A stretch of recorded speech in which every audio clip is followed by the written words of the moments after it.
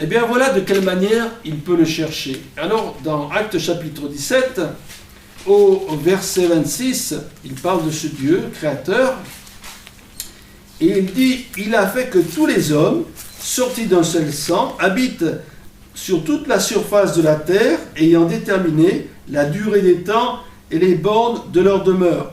Il a voulu qu'ils cherchent le Seigneur, et qu'ils s'efforcent de le trouver en tâtonnant, bien qu'il ne soit pas loin de chacun de nous. Car en lui, nous avons la vie, le mouvement et l'être. » C'est ce qu'ont dit aussi quelques-uns de vos poètes. De lui, nous sommes la race. Ainsi donc, étant de la race de Dieu, nous ne devons pas croire que la divinité soit semblable à de l'or, de l'argent ou de la pierre sculptée par l'art et l'industrie des hommes, de l'homme. Dieu, sans tenir compte des temps d'ignorance, annonce maintenant à tous les hommes, en tout lieu, qu'ils ont à se repentir, parce qu'il leur a fixé un jour où il jugera le monde selon la justice par l'homme qu'il a désigné, ce dont il a donné à tous une preuve certaine en le ressuscitant des morts. Alors déjà, je ne sais pas si ça vous a paru un peu étonnant, ce qu'il est dit. Des fois, la parole de Dieu, elle étonne. Elle étonne, pourquoi? Parce que Dieu nous annonce des choses qui sont contraires à ce que nous vivons.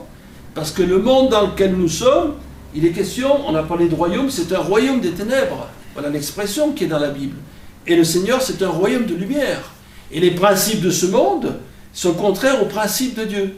Alors si ça choque quelqu'un, c'est comme ça, c'est à prendre ou à laisser. Disons que la Bible, elle va à contre-courant de ce que font les hommes et la société.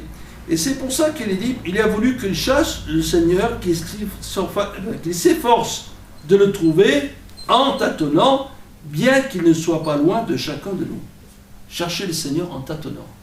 Et oui, l'homme il tâtonne parce qu'il est tellement pris dans le moule du monde, il est tellement pris par toutes sortes de choses, par des philosophies, par des manières de voir, qu'il a la difficulté à saisir la simplicité de l'Évangile.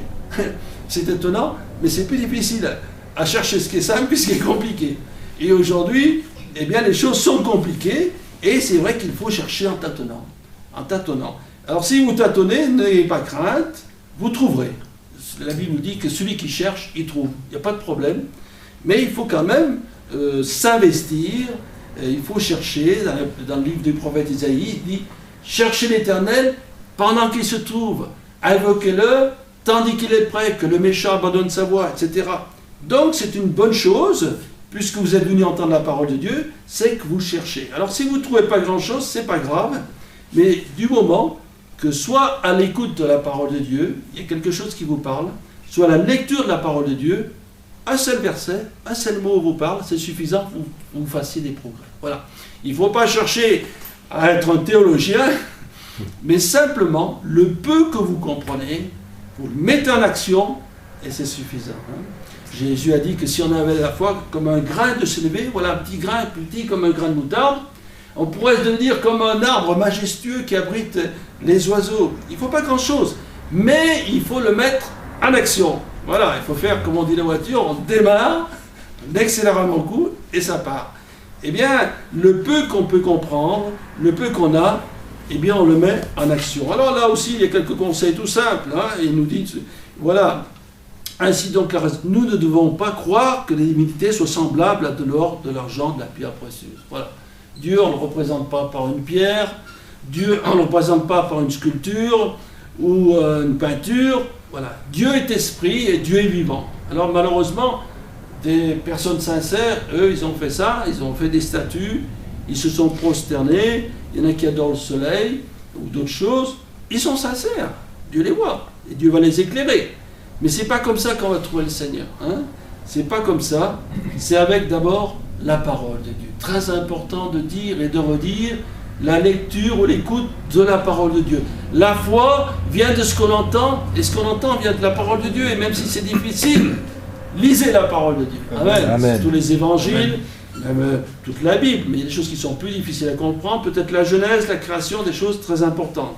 Alors, autre chose qu'il nous dit, Dieu, sans tenir compte des temps d'ignorance, annonce maintenant à tous les hommes en tout lieu qu'ils aient à se repentir. Ah, c'est un mot là qui n'est pas bien utilisé aujourd'hui.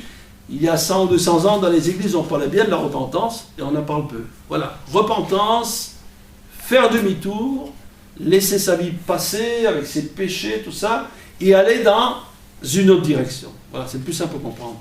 Je vais dans une autre direction. Je laisse les choses de mon passé, de ma misère, tout ce qui m'a fait de la peine, qui m'a alourdi, et je vais dans une autre direction. Et d'ailleurs, ce message, il est tout simple. Jean-Baptiste, quand il a exercé son ministère, qui a précédé Jésus, il a dit « Repentez-vous, car le royaume de Dieu est proche ». Il a parlé aussi de ce royaume. « Repentez-vous ». Et Jésus, quand il a commencé son ministère, vous lirez aussi, il a annoncé ce message. La repentance, le retour vers Dieu. Et voilà, déjà une seconde chose à faire, c'est cela. Et cela, il faut le faire avec, je dirais, d'une certaine manière. Pour Dieu, c'est pas tellement ce qu'on fait, mais c'est de la manière qu'on le fait. Vous savez, Jésus, lorsqu'il a vu cette petite veuve qui a mis ses 3 pièces, ces petites monnaies là dans le temple, il a vu de quelle manière elle a mis cette somme d'argent. Et pour lui, c'était plus important que la somme qu'elle a mise. Bien, pour vous, c'est pareil. Que vous compreniez la parole de Dieu, si certains la découvrent, qui tâtonnent, le Seigneur va voir de quelle manière vous le cherchez. Et de quelle manière il faut le chercher? La Bible nous dit, eh bien, ce sont les violents qui s'emparent du royaume de Dieu. C'est-à-dire qu'il faut s'investir totalement. Voilà, je m'investis totalement dans cette recherche. J'ai peut-être d'autres choses qui sont intéressantes en ce moment, mais je réalise l'importance du message de Dieu, parce que ça me concerne. Ça me concerne, bien sûr, pour le royaume de Dieu, parce que c'est sûr que si on cherche Dieu, c'est qu'on espère être dans son royaume. Hein? Mais ça me concerne aussi pour l'éternité. Le message de l'Évangile me concerne parce qu'un jour je vais comparaître devant Dieu. Donc ce message, il est important. Et du moment que je réalise l'importance du message, parce qu'il me concerne ma vie présente et ma vie future, eh bien je vais m'investir.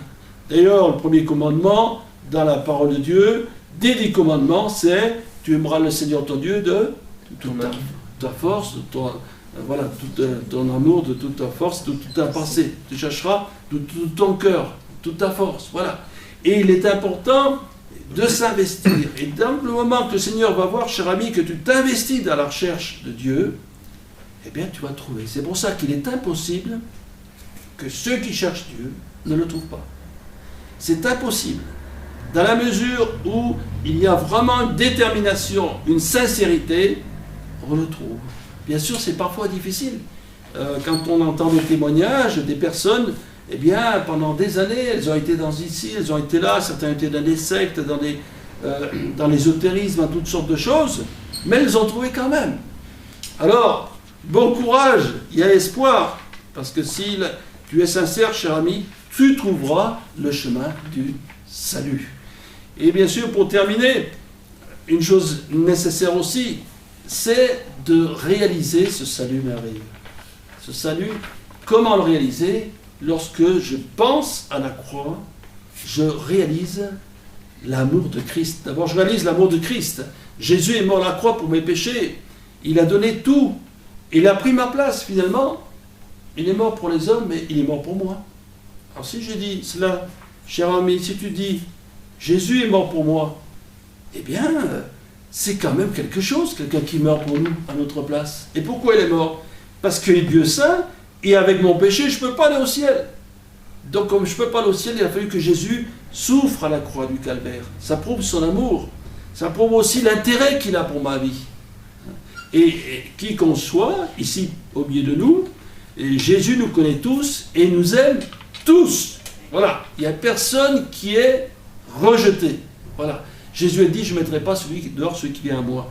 Qu'on soit un SDF, qu'on soit une femme de mauvaise vie, qu'on soit peut-être quelqu'un qui a fait des choses terribles, Jésus nous aime quand même. C'est pas qu'il aime ce qu'on a fait, mais il nous aime.